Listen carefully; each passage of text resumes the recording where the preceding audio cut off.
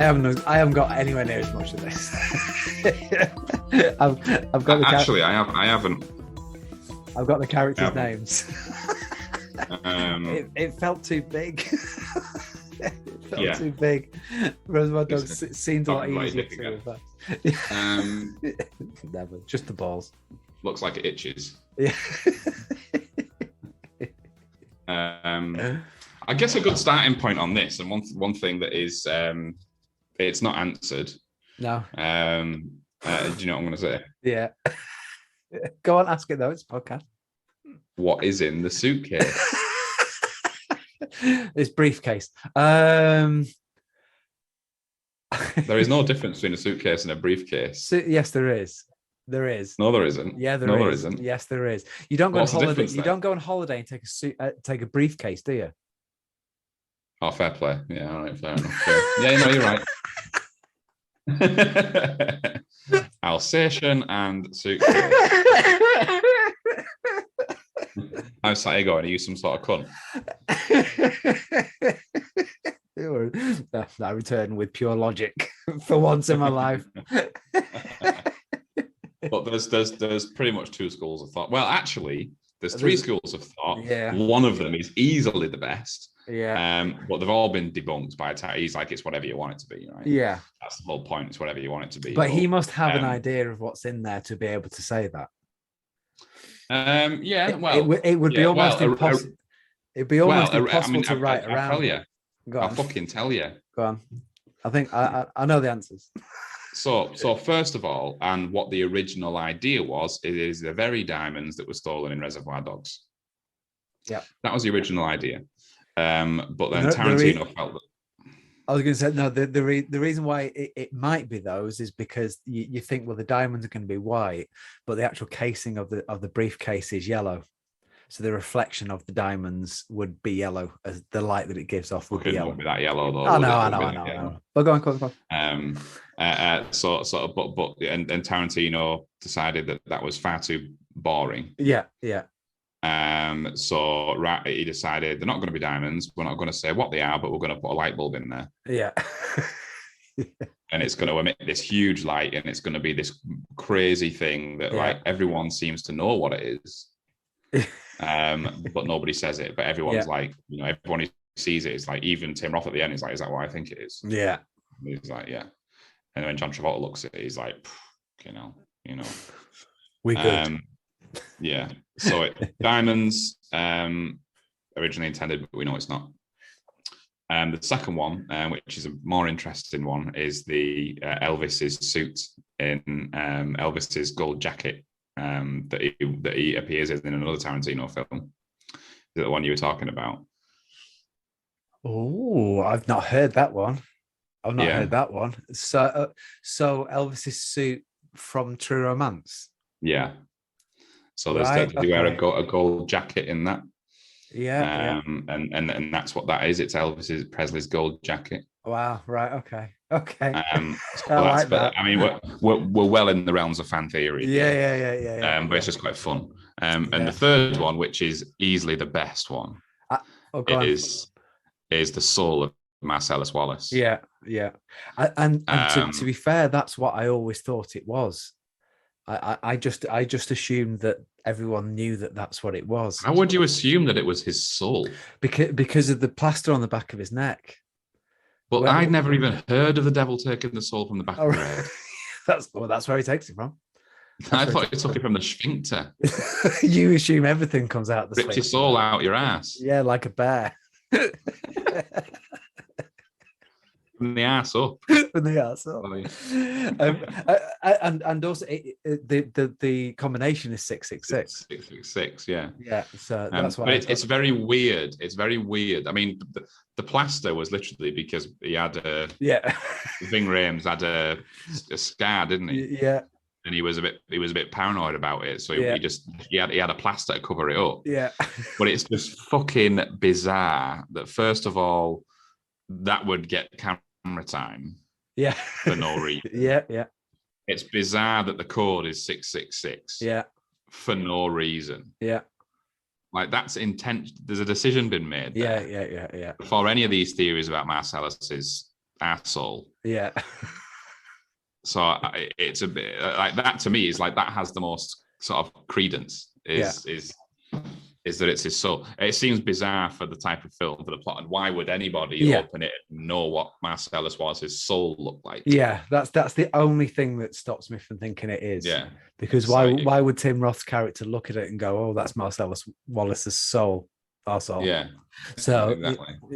but I guess in a world where that can happen, you might know what a soul looks like. I don't know, but it's not in a world where that can happen, is it? Well, no. Another theory is that basically that the three people that they go and get the briefcase from are demons. Brett, yeah. Brett and his guys. Check out the big brain on Brett. You're a mad motherfucker. That's right. They're demons that have been sent from the devil to get the suitcase back. Right. I know it all goes a bit. And then the whole idea of divine intervention when he bursts out and shoots, and there's no explanation as to how those bullets missed them. Because they have been sent by the devil, and angels have intervened. Yeah, which is why the whole time he's talking, his head is lit really brightly at the top, and that's why he quotes the scripture and things like that. Yeah. But obviously, and at that point with the divine intervention, that's the point he stops. He decides to remove himself from that lifestyle. Yeah. And Vincent doesn't. He decides to carry on down that path, which is why he ends up getting killed and Samuel Jackson survives. That's what it's supposed to be about. Yeah, but it's bizarre how many things lend themselves to that idea. Yeah, is Tarantino just fucking with us? Is he just like, yeah, is that? But I'm not. Yeah, of course he is. He'll know exactly what it is. He will know, because there's so many. It's like all those things together. It's like, come on, like, it's got to be something like that, isn't it? Yeah. But that, I tell you what, I've never, I can't remember the name of this, but there's a term for it, and I first encountered it watching Pingu.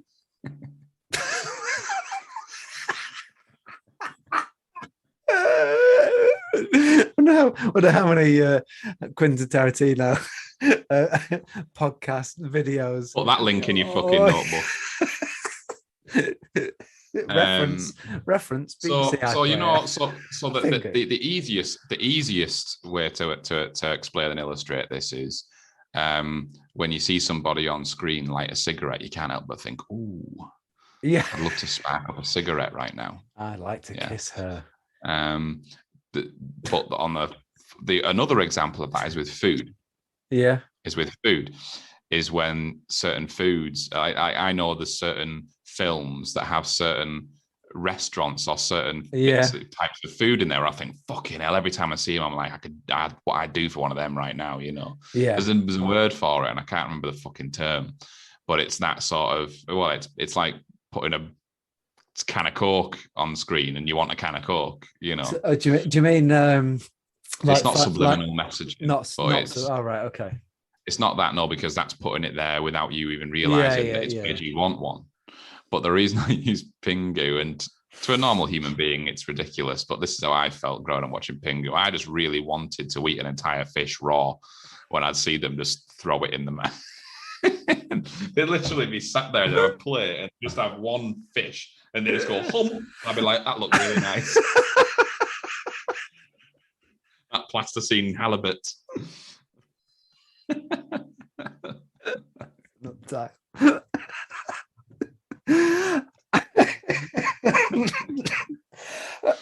Just writing plasticine halibut. There you go. And there's parts in Pulp Fiction is really good for this. Yeah, you really want some coke. Really want some cocaine. Yeah, I really want to snort some high grade heroin. There's the cigarette aspect. Yeah, like as somebody who doesn't smoke cigarettes. Oh yeah. Even when I'm watching them light up, I'm like, oh God, I could really do with one of them. Yeah. And then when she has the $5 shake, I'm like, I could really do with a milkshake. And then she's eating the burger, and I'm like. and the best one is when they go to Brett's. Yeah, and they're talking about it looks like a tasty burger. Big Big Kahuna burger. burger. Yeah. That is a tasty burger. And it does look so nice, doesn't it? Yeah, it looks spot on, and it's like I'm watching it thinking it's really sort of making me want a burger. Yeah. I want a cigarette and I want a burger. Some Coke and a burger. Yeah. I get in on watching the films. I'm just high as fuck eating burgers. Loving it. Best Chain time of my life. smoking. Loving it. Yeah. Don't come in. I'm watching the film. But you know what I mean, don't you? It's one, and there's a lot of it. There's a lot of it in that film, where you just like, and when Lasso, Butch's wife, Butch, Fabienne. When she's describing the breakfast, yeah, and the pancakes, a big pile of blueberry muffins with maple syrup, 5 sausages. I'm like, oh, keep talking. It's just. They didn't have those blueberry muffins. Oh, yeah. Baby. That film especially. I know everyone has an element of it, and you've probably done it, but I've never been to an American diner in America. Right. Pulp Fiction makes me want to go, just to go to a diner, and I'd like to anyway. But you know, when he's there with the pancakes and the bacon and the syrup and his butter in each individual pancake, and you think, oh, I could just eat that now. Yeah. Refills of coffee just constantly. There's something about the American diner concept that Brits really like, isn't there? Yeah. Have you ever been to one? Yeah, I've been to plenty. Well, you can go to them in the UK. There's loads of them around. It's not the same though, is it? It's not. I have been to several in America. Yes. Is it exactly as you plan it? Exactly as you imagine it as well? Yes, but your imagination makes it better. Because when you sit down, it's better in your head. It's like It's like I don't know. Well, I imagine you go in and the table is really clean, but it's not wood. It's like whatever that stuff is. Like gingham. Yeah, that's it. There's the napkin, a Coke napkin thing, not a Coca-Cola napkin thing. Next to it is the like a portable jukebox that you can just choose the songs from there. And no, just me. And I've never done a jukebox and Coke napkin thing. I was thinking more like baskets of fries. And a girl called Wendy that comes around and keeps filling your coffee every time you ask. That's at Wendy's. That's at Wendy's, yeah. And then you just get a ridiculous breakfast that you wouldn't never order in this country ever. And yeah. And then you go and drive for 300 miles. You get a lot of bang for your buck in those diners. I will say that. Try not getting a large. Even when you go somewhere like McDonald's, it's like I went to McDonald's once when I lived there. Right. Went there once, and there was a group of us, and I was like, oh, I'll just get a. I always get a Big Mac. Yeah. And they were like, Legrand Big Mac. Yeah, Le Big Mac. And they said, and they were like, you know, what drink would you like? And I was like, I'll have a Diet Coke, but they give you a fucking cup like that. Yeah, it's ridiculous, and you go and fill it up as many times as you want. Yeah. I also got 2 free cheeseburgers. What? Don't know. They were like, you just get free cheeseburgers with a Big Mac. I was like, what's this? They were like, oh, you get free cheeseburgers with the Big Mac meal. I was like, yeah. So I had these 2 free cheeseburgers, and then the fries were huge. You know, it was twice the size, if not more, of what the large is in the UK. Yeah, it was ridiculous. It was like, fuck me. Yeah, but I'm trying to think of any other sort of American diners of note that I went to. But yeah, I went to quite a few and very cliche ones as well. Yeah. But it's better. What I'm saying is the idea of it is better than the actual thing. I can imagine that is the case, but even so, you get there and it's like, yeah, it's okay. You know, it's all right. Yeah. You know, you enjoy it as much as you would any cheeseburger and fries or whatever, or any pancakes. Yeah. But it's when you sat there watching it and you can't have it, that you Yeah, want yeah. it more than ever. When you're actually there, Yeah. you know, think about your favorite porn star. You know, you think about shagging him. If you're actually there doing it, it won't be half as good as the last 10 years of you watching them. You know what I mean? Did that taste like bacon as well? Le big black.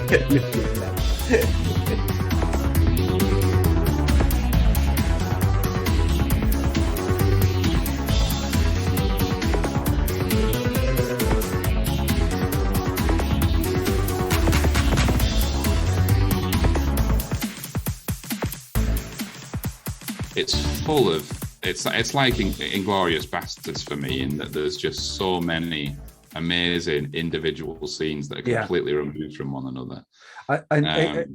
Again, Inglorious Bastards is the example I'd use. That there's whole half an hour scenes that you forget are even in it. I always forget the Bruce Willis bit, and to an extent, it is almost one of the most important bits of the whole film. I always forget about it. And then you think, oh no, this is a good like half an hour, 45 minutes. This is on for now. In my mind, I think it literally is 2 seconds and he's out again. But it's which scene? Sorry, all the Bruce Willis things. I just forget because you get the initial thing with Vince and Jules, and you follow them, and then it goes to Vince and Mia, and you know, all of that is a massive chunk of the film, and then it just cuts and it's the Bruce Willis bit. You think, oh shit, oh yeah. Did you pick up on the again, I'm going to draw another comparison with The Godfather here. Go on. So let me see if I can lead you to this one. What is, again, I'm going back to Godfather Part 1. This isn't anything I read. This is just a comparison that I've drawn myself. What is the piece of iconography or the item, the thing that symbolizes death or imminent death? An orange. The orange, right? Right. Now, Pulp Fiction has one of these, but it's not so much an item. I don't know. Bathrooms. Vince Vega and bathrooms. He cannot go into a bathroom in that film without shit hitting the fan. Example. Oh yeah. Example. Yeah. When he is in the bathroom when Mia Wallace snorts that heroin and he comes out and she's nearly fucking dead on the floor. Yeah. Example 2, he dies when he's sat in a bathroom and he opens the door and Bruce Willis is stood there. Example 3, at the end, he's in the bathroom having a shit reading that book when he comes out and there's a fucking heist going on where Jules are in. There's clearly something between Vince and bathrooms. He cannot go into a bathroom without things going very, very wrong. Yeah, no, that's a good point. That never spotted that. But you're right. There's 3 fucking clear points there. It's not 1 or 2. There's 3. There's definitely some thinking gone on there, where it's like a running joke. Don't fucking let Vince go to the bathroom because something bad's going to happen. And the fact is, he announces it every time as well. Yeah, he announces that he's going for a shit. Take a shit. Yeah, that's a little bit more information than needed, but you go right ahead. Yeah. And did you pick up on the book as well? So the book is reading at the end of the film on the toilet. Yeah, in the diner. It's there's actually no real significance to the book itself, which was a bit disappointing. Right. But again, he's reading that book in the diner. And the last shot you see when Butch kills him, is that book. So he's taken it with him. You see him walk out the diner with it. Yeah. When him and Jules walk out the diner at the end of the film, he's taken that book with him, and you know that he's going to go and see Marcellus. Marcellus is going to tell him, you need to fucking go to Butch's house and wait in case he shows up. And he's gone there, and he's sat on that toilet at Butch's flat, reading that same book. And because that book made an appearance, two different appearances, I was like, that's got to be significant. I wonder what that's all about. There isn't any. It's just a nice little bit of continuity. But that goes back to the theory of Jules becoming good. In regards to the soul thing and the devil, Jules is the more trusted of the two, the more level-headed of the two. It would have been him that would have been sent to go and find Butch. Yeah. Not Vincent. Arguably, because obviously Vincent's very professional and does his job, but he can piss and moan about it, and can be a bit unpredictable, i.e., shooting a guy's face off by accident. So it would have been Jules to have gone, and it would have been him that would have been shot. So yeah. Did you spot the Kill Bill link? When she talks about a pilot. Fox Force 5. Yeah, Fox Force 5. And she describes each of the different ninjas. Yeah. And that, which I thought was quite cool. When you're watching, you can't. Because there are 1, 2, 3, 4, 5 others. I did also watch a deleted scene before they go to Jack Rabbit Slim's as well. So when he arrives at the house to pick her up, originally she was going to be filming him and interviewing him, and that still exists. You can see that out there, and basically she's doing like a Letterman type interview and talking to him, and that's the bit where she says, well, there's two people in the world. There's either Beatles fans or there's Elvis fans. Beatles fans can like Elvis, but they don't like him as much as the Beatles, or Elvis fans love Elvis and like the Beatles. And that's why when it cuts to the scene where they arrive at the thing, she says to him, being an Elvis guy, you'd love it. Oh, okay. There's been no interaction between them to let her know. That would suggest that, yeah. Apart from the fact he dresses maybe a little bit like that would be the only thing. But that comes from that bit, to find interesting, and it's true. But maybe in England, I'd say you're either Beatles or a Rolling Stones fan.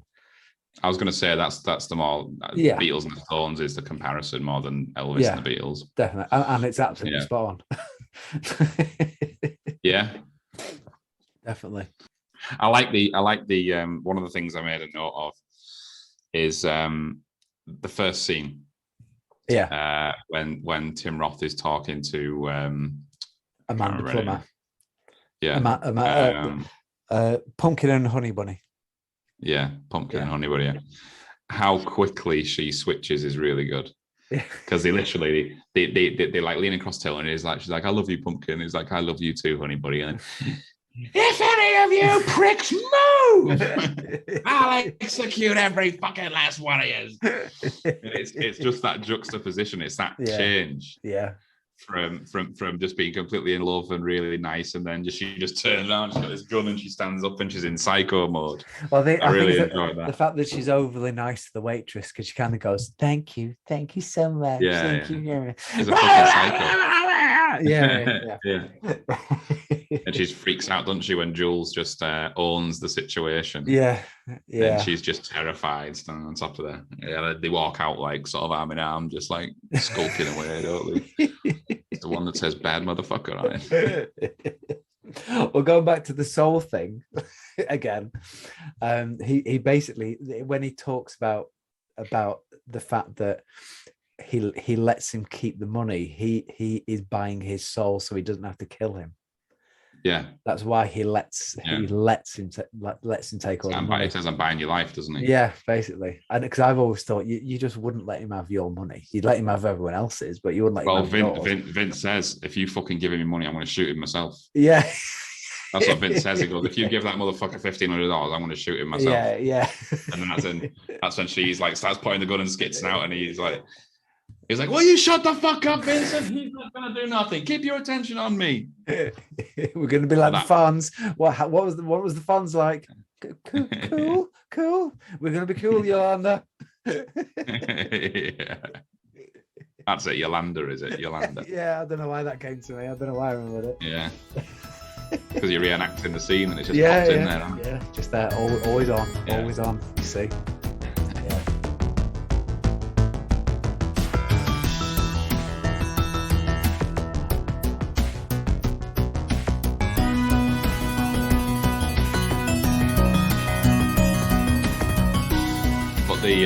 And obviously the gimp scene that comes out of nowhere. That is, again, that's the ear equivalent. Is just this scene that just comes out of fucking nowhere. Yeah. You've got these two characters. That guy played the villain in The Mask, didn't he? Yeah, yeah, that's right. Zed, the guy who plays Zed. Yeah, he was. Yeah, that's the only thing I've ever seen him in as well. Yeah, it was just bizarre. Like when he goes in, and it's the use of sound. Is it the use of sound when the use of music when Butch comes back down the stairs with his sort of samurai sword, it's going. Ding, ding, ding, ding, ding, ding, ding, ding, ding, ding, ding, ding, ding. Yeah, well, that is just one of them. It's just like Yeah. nothing can prepare you. There's No, absolutely no forewarning that no. Butch and Marcellus are going to end up in that situation for 10 minutes in the film. It And, is mental. and it gets you thinking how many others have they managed to do that to? Well, yeah, exactly. You Because know? he calls him. It's like Yeah. he goes, the spider's got a couple of flies. Yeah, yeah, That's yeah. As obviously if like it's just normal. like, yeah. Because I was thinking, like, I love shops like that. Like, I'd end up somewhere because at least you see a couple of guitars and a bass on the wall. Yeah. Like, I'd be in there, like, oh, nice. Do you mind if I play that? Like, I'd end up getting fucking raped by the game. I go in looking for a 20 quid tape deck and I end up getting fucked. Yeah. There is actually, I've got another really cool piece of info. I think I know what you're going to say. Go on then, you say it. The sword? No. Oh, well. Well, come on then, you go first. Is this going to be a Kill Bill reference? Oh, yeah. So the sword that the sword that Butch picks up is a Hanzo sword, and if you remember in Kill Bill, what's it called? Michael Madsen again. He says, "So where's your sword?" And he go, "I pawned that sword years ago." Oh yeah, that's his sword. Yeah. Go on. What were you going to tell me? I'm just. Yeah, that's it. That's it. Now I've got it. I just had to remember the name of something. So and this is quite a cool one. So when he goes into the shop, there's a sign outside the shop that says Killian's Red Beer. Right. But half the lights aren't working. So it actually says Kill Ed. And then when Bruce Willis walks out, he looks at the keys and there's a big Z on it. So Kill Z. Kill Z. Oh, I'm gonna have to watch it again now. that's a little Easter egg. Right. Okay. Nice. So look for that. There's a red sign, and it should say Killian's Red Beer, but only the KILL. Yeah. And then the Ed from Red are lit up. So it says Kill Ed, and then when Bruce Willis steps out and looks at the keys, there's a Z because it belongs to Zed's. It's Zed's bike in it. Yeah. So if you put them two together, you get Kill Zed. Nice. Right. I didn't spell that one. Which is pretty cool. Yeah, that's really good. I couldn't remember what the sign said. I knew that the sign says Kill Ed, but I couldn't remember what it. But it says Killian's Red Beer. Wow. Right. Okay. It says. Yeah, that's enough to make me watch it again.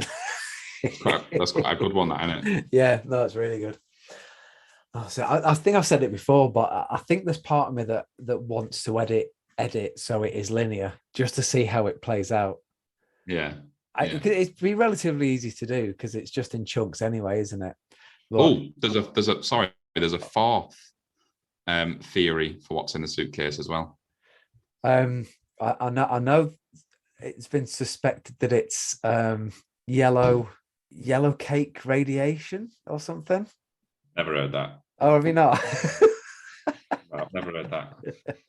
It's based on a film from the 50s where basically a detective or someone goes to find a suitcase and it opens it up and it's this yellow cake radiation, which is quite a valuable form of radiation or whatever it's for, and it's been suspected that it might be that in the suitcase.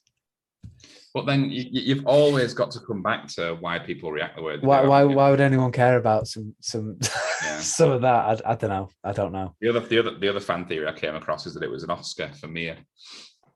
That Marcellus bought Mia Wallace an Oscar, or he had an Oscar stolen for her because she really wanted this Fox Force 5 to take off, and that happened. It bombed. It was shit. And she really wants to be an actress. Marcellus arranges for an Oscar to be stolen for her, and it's an Oscar that's in that suitcase. Right, okay. I think that's bullshit, but it's fascinating. I think it's all bullshit, mate. Yeah. But it's it's just another theory. It's just another fan theory. That's a nice one. I get that. Yeah. Well, that's part of it as well. That because obviously there's supposed to be like a Tarantino universe, isn't there? And, exactly. That's and obviously the Fox Force 5 thing. What was a real pilot that she filmed, but then it's supposed to be that it wasn't made as a pilot. It was then turned into a film instead. So Kill Bill, it's within the universe, but it's a film within the universe. Yeah. Of it. So yeah, gets a bit complicated when you analyze it too much.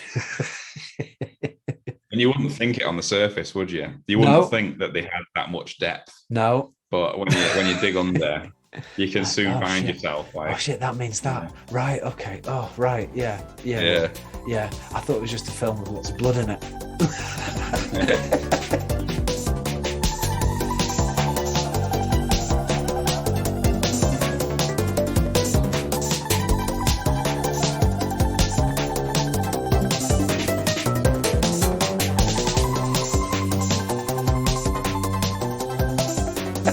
We also have to talk about the wolf. Lots of cream, lots of sugar. I'm pretty pleased with sugar on top. Clean the fucking car.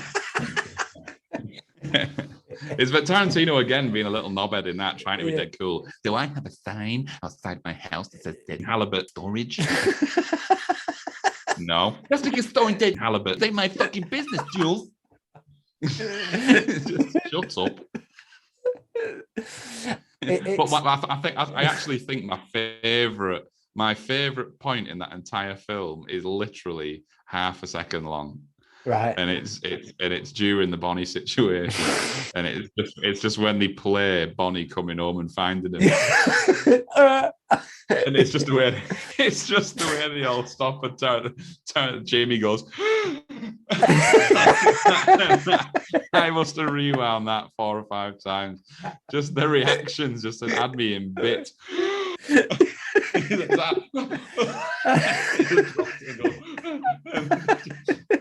Vince and Jules just look up like almost not caring, just like and he's like I absolutely love that. It's like half a second.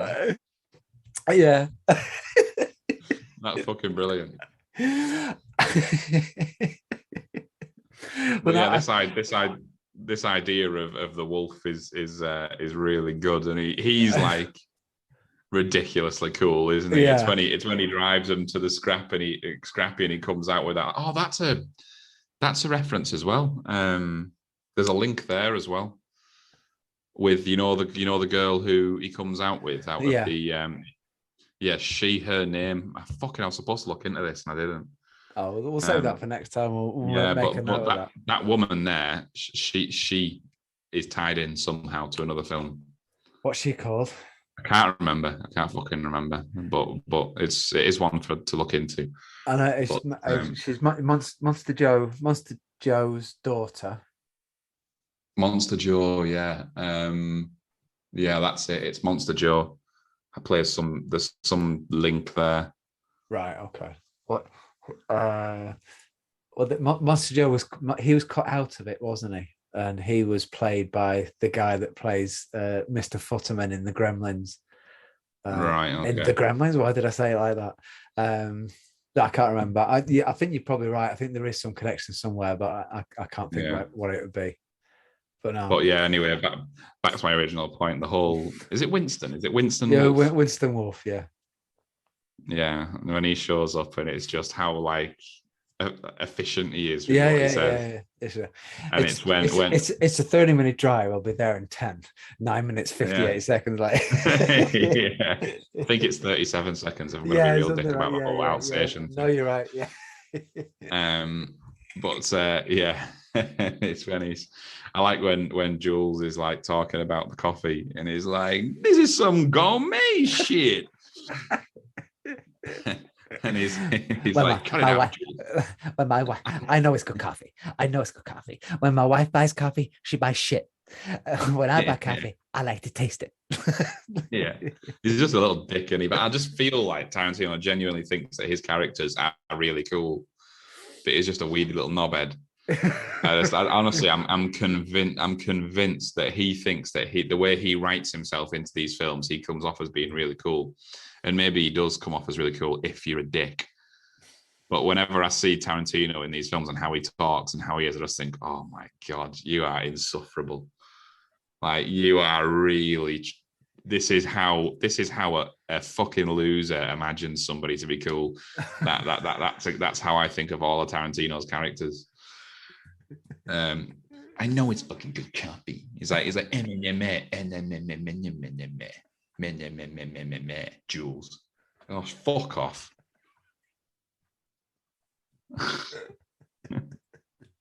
He's a little fucking prick. Also genius, so you know. He is a genius, yeah. Yeah. But, yeah. But it's when Winston is like when I came in, I thought I smelled coffee. Can you make me a cup? And he's like, yeah, of course, yeah. And he goes, he's like, goes in the kitchen. He's like, right, gentlemen. And he turns around. It's that little look of approval. Yeah. But that's what Tarantino is amazing at, is just drawing little links, little tiny little things in scenes that just pulls it all nicely together. We know that Jimmy has good coffee. It's already been discussed. Yeah. There was absolutely no reason to continue that. No. But they did, with literally a slight expression from Vincent. Yeah. And then he goes right back to it. I love shit like that. Yeah. Yeah. Well, that's it. You also, he's too cool to have that conversation anyway. Well, that's he just wouldn't have that conversation, and it's already been done, and it's obviously not the right time. So that basically stops a 5-minute conversation, doesn't it? Just going, that's it. Yeah. That's it. You want to try the coffee? You really want to try the coffee? I mean, they've said it's good, so it must be good. I wonder what it is. Yeah. No, right. But I Pulp Fiction was my favorite film for a very, very long time. Yeah. And I think I enjoyed Reservoir Dogs more this time, which was weird. I enjoyed Pulp Fiction more. It's sillier. It's sillier. It's a sillier film, much sillier. Well, Reservoir Dogs isn't a comedy. No. Pulp Fiction is a comedy. It's a crime. It's a black comedy crime film. And it's definitely meant to be funny. Yeah. You know? Oh shit! What's his name? What's the black kid's name? And that they end up blowing his head off in the back of the car by mistake. Marvin. Oh, I just shot Marvin in the face. I just remember that first time. It was such a shock.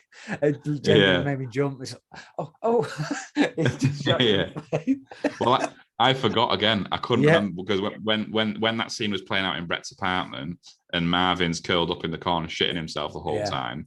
The whole scene plays out, and I was actually thinking, I was like, what happens to Marvin? Yeah. And then they're like, come on, let's go, and they get him out, and I still couldn't remember. No. And it wasn't until they were in the back of the car I was like, oh yeah, he fucking turns around and shoots Marvin in the face. He must have hit a bump or something. I mean, I didn't hit no fucking bump. I got into the kitchen at that point, and literally when I heard him turn around, I was like, "Oh, I've got to watch this." So I was like poking my head around, trying to, I can't miss this. It's how you see like literally like the pieces of brain and skull in Jules' hair. Sorry, isn't it? Driving along, when he's talking, he's just hanging from the side of his hair. Yeah. And the whole, when Vince is cleaning his hands with the towels and gets blood all over the towels. My mum used to bollock me for like, if I'd been out, I'd been playing, came in, fucking my hands are muddy and all that. And she'd be like, go and clean yourself up. And I'd go into the bathroom and I'd get the towels muddy because I'd run my hands under the tap without washing them properly, and then just pick a towel up and do that. My mum used to say, what the fuck are you doing? She used to go ape shit at me for getting mud all over the towels. I watched you get them wet, Ross. Yeah, exactly. But I washed my hands. No, you got them wet. Like, that very conversation has taken place many times. Quite genuinely, that film made me wash my hands properly. Because I used to do exactly the same thing. I'd come in, I was on my bike or whatever, it'd be filthy. I'd come in, I'd do exactly what you just said. You literally rinse them under that, and I thought the towel was there to take all the dirt off. So, and I pride myself in that. Get them wet. I'll never dirty a towel with my own hands anymore since that film. It's quite odd. It's quite odd. So, Film shouldn't yeah. have that much input into your own life. Especially in America as well. It's not Yeah. often you get that accurate, that specific a translation into, Yeah. But yeah, absolutely.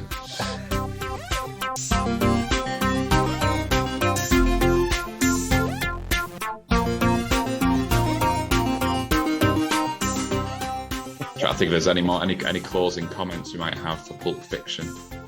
I think a soundtrack again for me. It is Soundtrack, brilliant. Just everything. Just the one scene we haven't talked about, which is amazing, is the Christopher Walken scene. Oh, this watch. He'll be damned if he's going to let any cook get his watch. That's your birthright. Yeah. I had this very uncomfortable hunk of metal up my ass. But I've always wondered, because obviously I think Coolidge has it up his ass for 5 years, and then Christopher Walken has it up his ass for 2 years. So that it's been up someone's ass for 7 years. Yeah. Do they, when they go for a shit? This is what I was thinking. Do they take it out and then put it back up? Or do they shit? Or is there a space in your ass that you can tuck it into, like a little rectal shelf? And you can just sit it there. A watch pocket in your ass. yeah.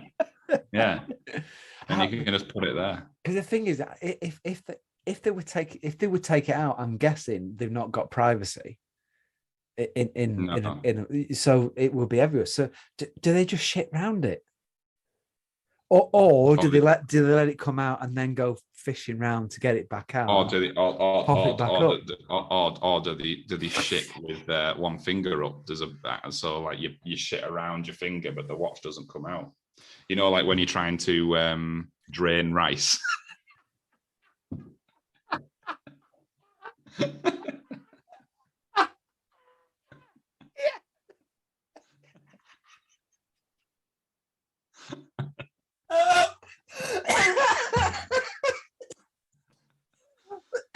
You know, sometimes you can't be asked getting the colander out, so you you have the pan sideways on like that. Yeah, I think probably that. Gotta be that, innit?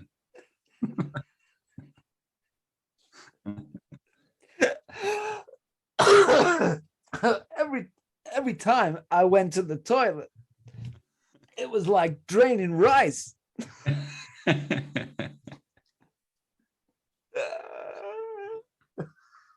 Because Fatima's really good at that, not putting a finger up and going around.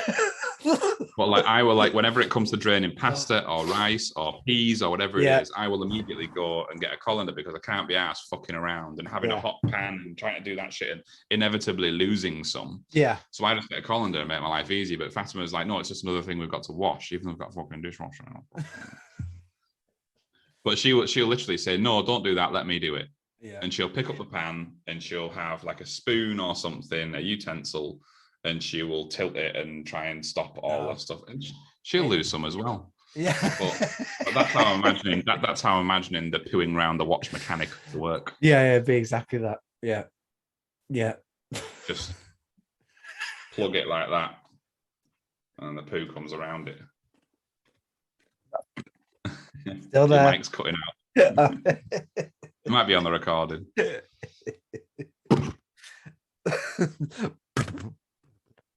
The watch is in contact with my finger. Oh, no, I was going Bowie then. It always happens. Oh, dear. Yeah. It's such a good say. I think we were originally gonna watch True Romance as part of this. Maybe if we get time, we'll do that as well. But Christopher Walken is in True Romance a little bit more than he is in Pulp Fiction. Not much, but he is. And he's in a scene with Dennis Hopper, and he basically goes through this long monologue of why his family were raped by black people. And it's just literally a 10-minute, and it's just such a Christopher. He delivers it in such a way that Yeah. you just think, oh no, it's the other way around. I'm going to cut that bit. I think it might be Dennis Hopper that does that. But I know you. I know what you're saying is Yeah. like you feel like sometimes like a director will just say, "Be Christopher Walken." Yeah. Yeah. Please, just. What do you want me to do? Just be you. Just be you. Oh, how do you want me to be me? I did read a pretty funny thing about the kid who plays the young Butch in that scene. Right. And is that young that he genuinely like didn't have a fucking clue what Christopher Walken was talking about. He didn't have a clue what the scene was about. Right. They literally didn't tell him because like you're a kid, you're just going to sit there and look at him. Yeah. So it's like that whole thing when he's sat there and he's talking about this watch and it going through wars and being up people's asses and he literally doesn't have a fucking clue what he's talking about. He just sat there looking at him like, and he had no context, he had nothing. It was like, just fucking sit there and look at him. You don't need to know shit. Wow. I didn't tell him the script, nothing. He was like, you're not going to say anything. He's going to walk in the room, you're going to turn around, you're going to look at him, and you're going to listen, and that is it. He had no background, nothing. Like he just didn't have a clue what he was talking about. Little man. Up his ass. Hit it up his ass. I noticed the thing is as well that it's a weird little link, but the woman that plays his mother, so I'm guessing it's Butch's mother, who just stands in the background and says, "Oh, this man is here to see you." That's the woman that Tarantino and George Clooney kidnap in From Dusk Till Dawn. Oh, okay. Bloody hell. It all goes together. You are? I'm sure there's I'm just thinking now, I'm sure that there is when you said Coolidge, I'm sure there's another Coolidge reference. There's it's either, I think it's either Hateful Eight or Django Unchained. There's a Coolidge on a newspaper. Zed's dead, baby. Zed's dead. Oh no,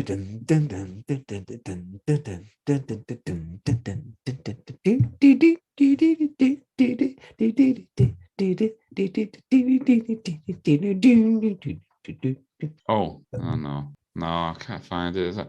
I swear there was. I'm sure it was in one of those films where there was a shop or something, like a shop front, or like something where it said like Coolidge and Sons, something like that. Oh right, okay. Coolidge Corner Theatre. Reservoir Dogs rewatched by Coolidge Corner Theatre. I've stumbled across a weird theory here that says that Reservoir Dogs and Pulp Fiction take place on the same day. Okay. Okay. Oh fuck it! I'm going down a rabbit hole here. Yeah. I suppose it's possible. Reservoir Dogs is set over 5 hours, so I suppose it's possible. Yeah. Pua Vegas. Yeah.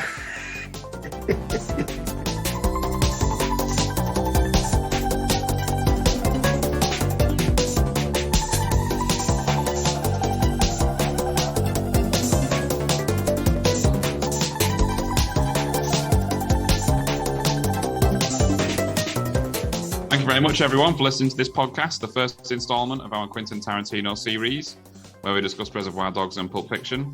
I think it was a bit of a... We both clearly had a list too many facts.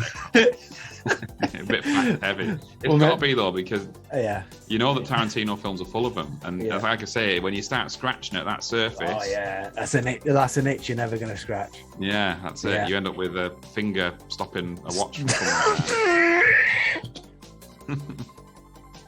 You end up with the rice draining method. Up your ass. But next up, one for you to look forward to is we're going to be discussing Kill Bill and Jackie Brown. Jackie Brown, one of the best yet most overlooked, I would say. Absolutely correct. Still my favourite. Jackie Brown. I hope. Obviously, we've not watched them yet, have we? We're going to watch them in the next week or so. Looking forward to it. Yeah, good stuff. Problem is with Kill Bill, once you watch one, you've got to watch the second one the day after, haven't you? Well, that's exactly when you said we'll just watch the first one. I was like, well, that ain't going to fucking happen. That's never going to happen.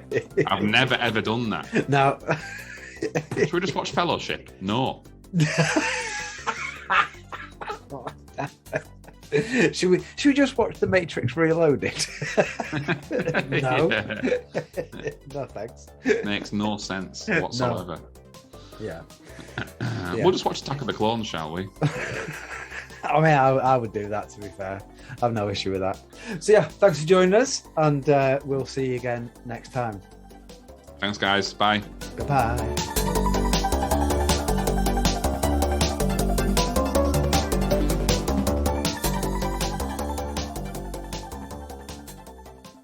Rectal shelf.